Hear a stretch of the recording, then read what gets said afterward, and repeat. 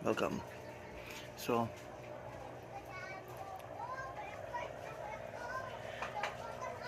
I don't usually take vids of them now often. Dami na nila. Ooh. Lalo to pag inangat ko yung ship ko. My babies. Yeah. Let's go. And they're there. Napapakain ko lang yun. Dun. Ang daming tahimik sa ilalim eh. So that's the big difference if you had a fish pond. You're looking at it from a top view. You won't be able to see them. Oh, what are they doing from downstairs? I can't even see my janitor fish. I seldom see Thor. I call him Thor, the janitor fish. When it's dark and I just turn off the light, turn on the lights. Ako bulabugin eh. Ay, pogi.